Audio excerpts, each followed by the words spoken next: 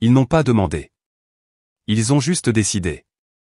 Et, comme toujours, on attendait de moi que j'acquiesce, que je souris et que je fasse en sorte que tout fonctionne.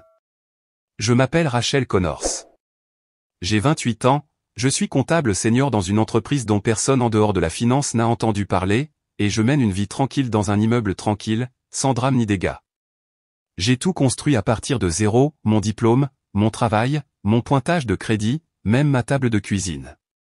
Pas d'aumône, pas de raccourci. Mais, si vous demandez à ma famille, ils diraient probablement que je suis la froide. Non pas parce que j'ai déjà crié, ou que je suis parti, ou que j'ai fait quelque chose de cruel, juste parce que j'ai arrêté de nettoyer leurs dégâts. Voyez-vous, j'ai une sœur aînée, Aaron, 2 ans de plus que moi, mais toujours en quelque sorte 5 pas en arrière. Aaron a une façon de faire passer l'échec pour une tragédie et de rendre tout le monde responsable. Elle a perdu un autre emploi? Le patron était toxique. Expulsé d'un autre appartement? Les colocataires étaient jaloux. Une autre facture impayée. Elle fait de son mieux. Et mes parents, Carole et Franck, ne remettent jamais cela en question. Ils pivotent, réorganisent. Et, s'ils ne peuvent pas arranger les choses directement, ils se tournent vers moi. Tu es stable, Rachel. Tu as de la chance. Tu peux aider. C'est la phrase qui m'a suivi pendant des années. Aider pour le paiement de la voiture, aider pour le loyer, aider pour la caution. Toujours aider. Et, quand je disais non, les rares fois où je résistais, il faisait comme si c'était moi qui coupais les ponts.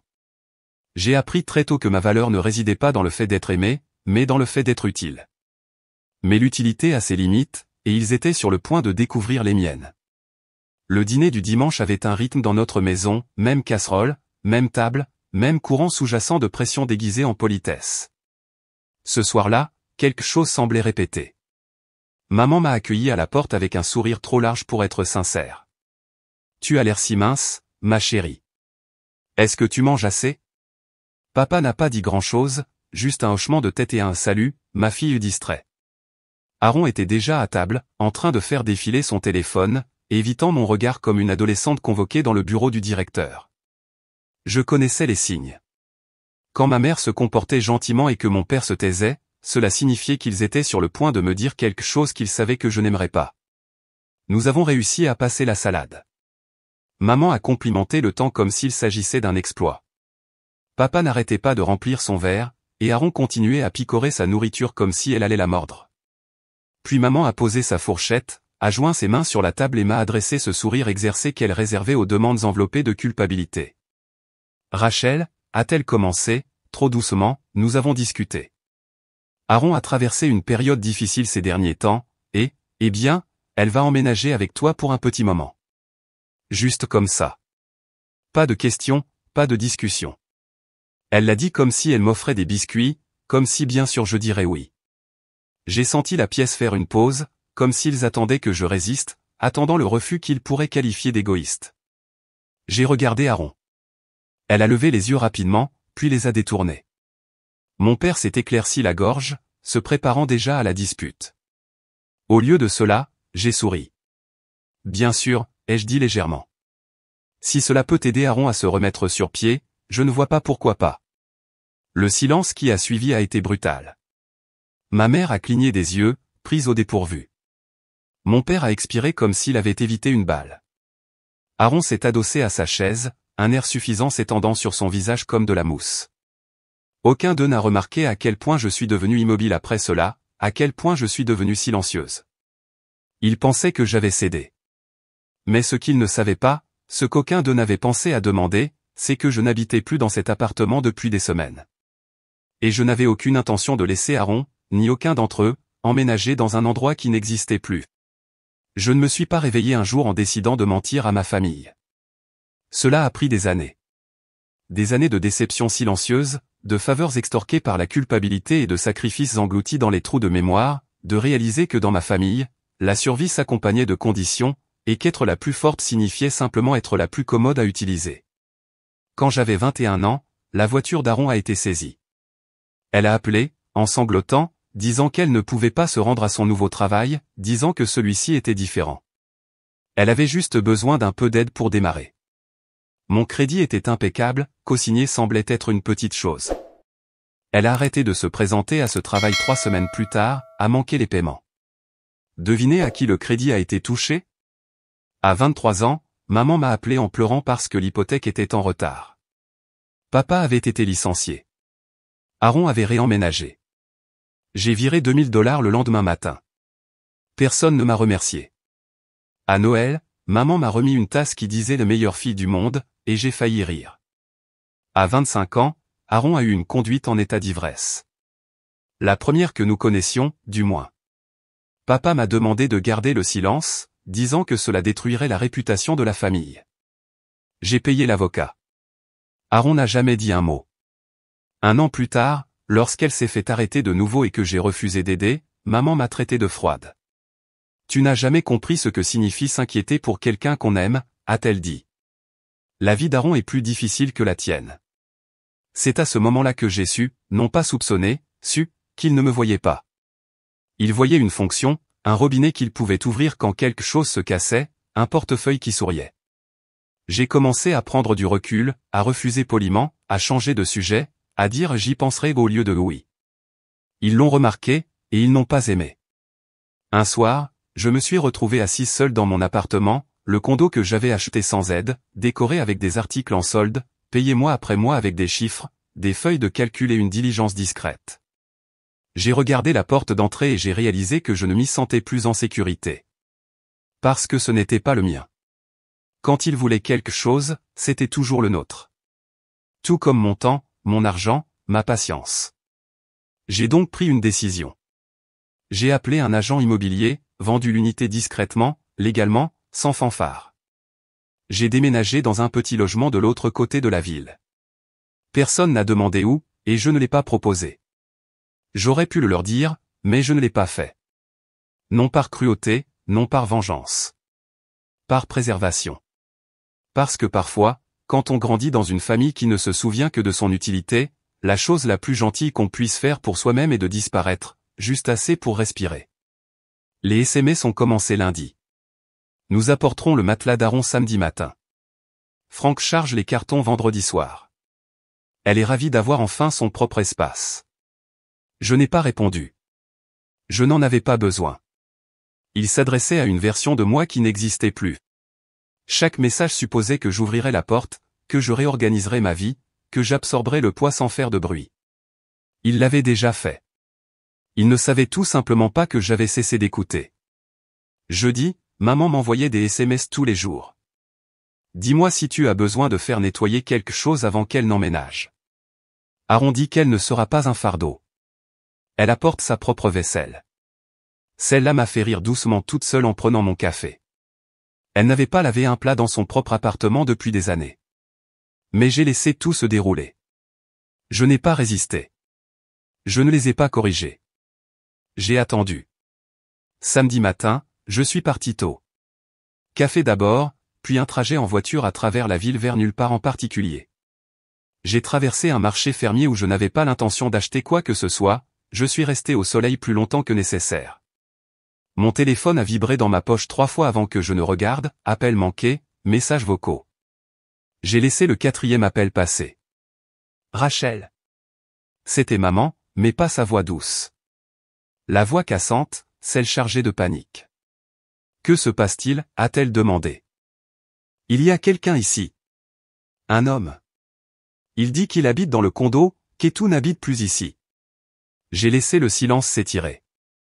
Je voulais qu'elle le ressente, l'espace inconnu, la certitude manquante. Tu ne nous l'as pas dit, a-t-elle lancé. Tu n'as jamais rien dit. Non, ai-je répondu calmement. Je ne l'ai pas fait. Il y avait de l'agitation en arrière-plan, le bruissement des sacs, la voix de papa qui s'aiguisait, Aaron qui disait quelque chose que je n'entendais pas. Rachel, a sifflé maman, qu'est-ce que c'est que ça? J'ai vendu le condo, ai-je dit simplement. Il y a des semaines. Quoi? J'ai déménagé. Tranquillement. Je ne pensais pas que c'était important.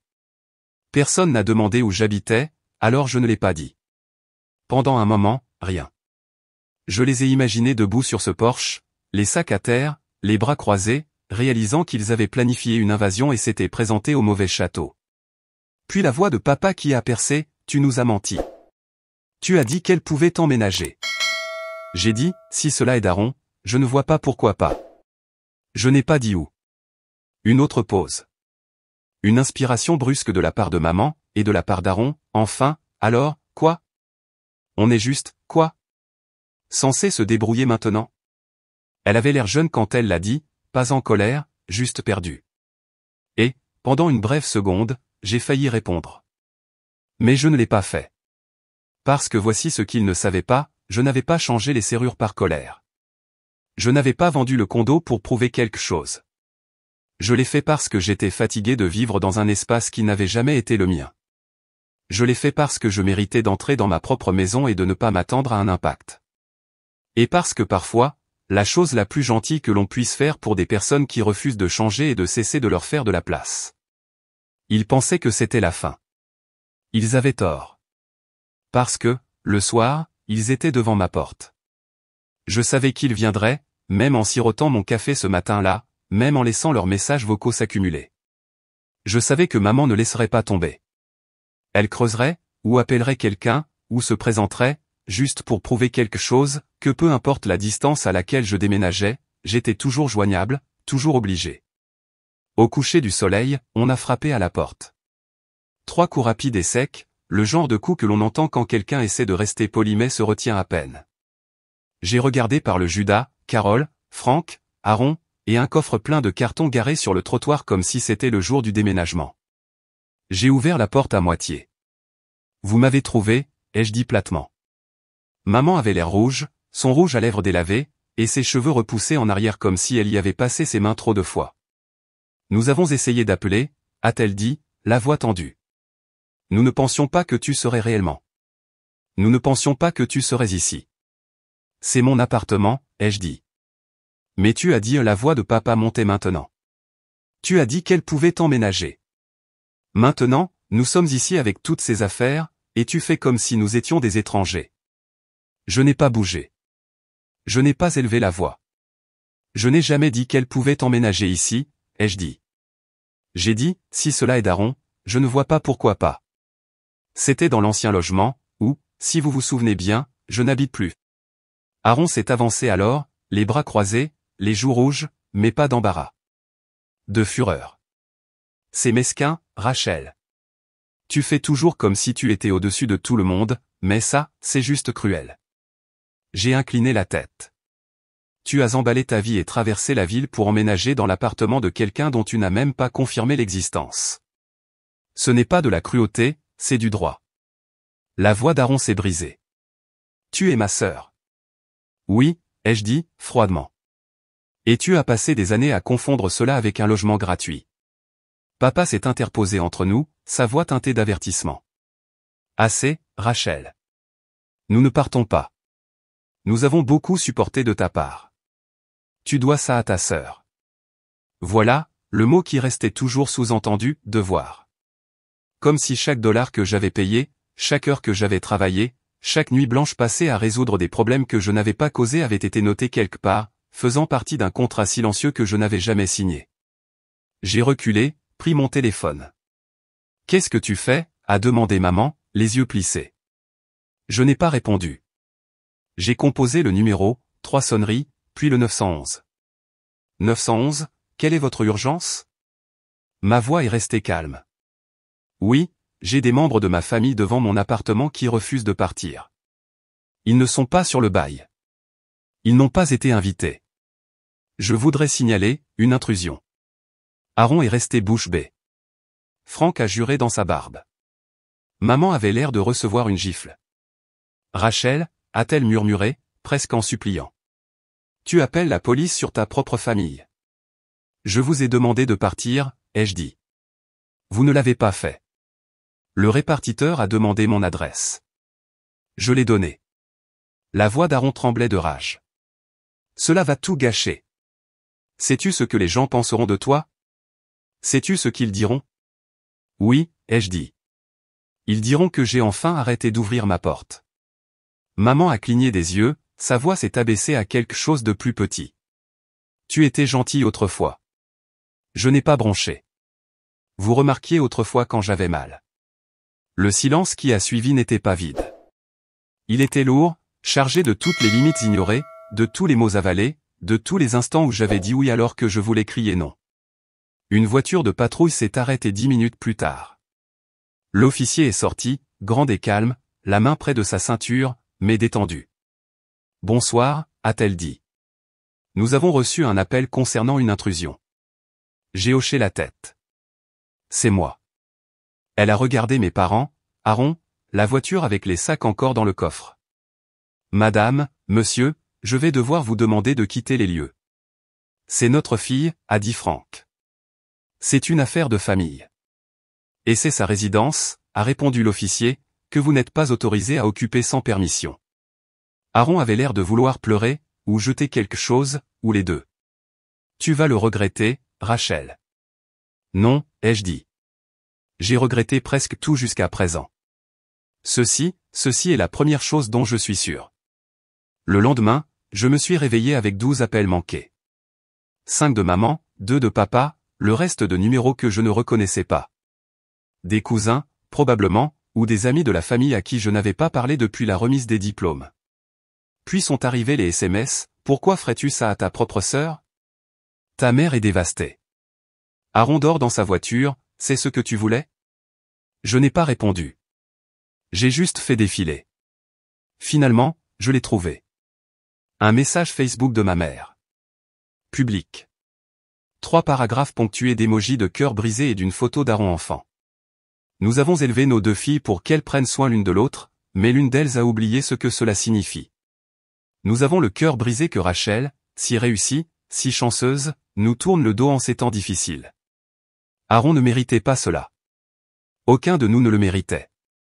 Des centaines de j'aime, des dizaines de commentaires de personnes que je n'avais pas vues depuis mes 12 ans, me traitant d'égoïste, de froide, de privilégié. Ce n'était pas nouveau, juste plus fort. J'ai regardé l'écran pendant longtemps. Puis, pour la première fois de ma vie, j'ai répondu. Un fil de discussion. Simple. Pas de fioritures, pas de hashtag. Capture d'écran du virement de 2000 $ que j'ai effectué pour couvrir l'hypothèque. Capture d'écran de mon nom sur le prêt automobile d'Aaron, suivi de l'avis de recouvrement. Une photo de la facture de l'avocat pour son affaire de conduite en état d'ivresse. Une chronologie de toutes les faveurs uniques auxquelles j'avais consenti depuis mes 21 ans. Le reçu montrant la vente du condo. Et, enfin, un message que j'avais enregistré, qu'Aaron m'avait envoyé il y a 2 ans, me traitant de robot ennuyeux parce que je ne la laissais pas s'installer pendant 1 mois. J'ai terminé par une seule ligne, je n'ai pas abandonné ma famille. J'ai juste arrêté de me porter volontaire pour les dettes émotionnelles. J'ai éteint mon téléphone après cela. Non pas parce que j'avais peur, mais parce que je n'avais pas besoin d'applaudissements. J'avais juste besoin de calme. Et, pour une fois, je l'avais. Ce soir-là, l'appartement était calme. Pas de bruit dans le couloir, pas de téléphone qui bourdonne. Juste le léger ronronnement du réfrigérateur et le craquement occasionnel des vieilles canalisations qui se déplacent dans les murs. J'ai fait du thé. À la camomille. Ce n'était pas pour dormir. Je n'avais plus besoin d'aide pour dormir. C'était pour le rituel. Une tasse douce tenue à 2 mains, la vapeur qui s'élève comme un pardon. Que je n'avais pas demandé. Mon téléphone s'est allumé. Une fois. Maman. Puis encore. Aaron. Je n'ai pas ouvert les messages. Je n'avais pas besoin de le faire. Je connaissais le rythme maintenant, choc, colère, culpabilité, supplication, toujours dans cet ordre. J'ai bloqué les 2 numéros. Non par cruauté, non par orgueil, mais parce que toutes les portes ne méritent pas d'être frappées indéfiniment. Je suis sorti sur le balcon. Il faisait froid, mais pas glacial. Le genre de froid qui vous rappelle que vous êtes en vie. En bas, la ville bourdonnait. Des gens qui se déplacent, des phares qui brillent, quelqu'un qui promène un chien dans un manteau bouffant trop grand pour le printemps. Une voisine 2 étages plus bas m'a salué quand elle m'a vu. J'ai fait signe en retour. C'était simple, ce petit geste, mais c'était plus réel que la plupart des choses que j'avais faites par obligation. À l'intérieur, j'ai éteint les lumières, une par une. Le salon, la cuisine, le couloir. Pas de cadre photo au mur, pas de photos de famille. Juste du calme. Juste un espace propre. Je ne me sentais pas triomphante, ni amère, ni brisée. Je me sentais juste libérée de jouer un rôle. Libérée de m'expliquer. Libérée d'être le masque à oxygène de secours pour les personnes qui n'ont jamais appris à respirer par elles-mêmes. Quelque part, ils étaient probablement en train de réécrire l'histoire, me faisant passer pour la méchante, ou la froide, ou la fille ingrate. Laissons-les faire. Je ne suis pas venu ici pour être aimé. Je suis venu ici pour arrêter de faire semblant. Je n'ai pas disparu. Ils ont juste raconté l'histoire comme si je l'avais fait. Et maintenant, je l'ai réécrite.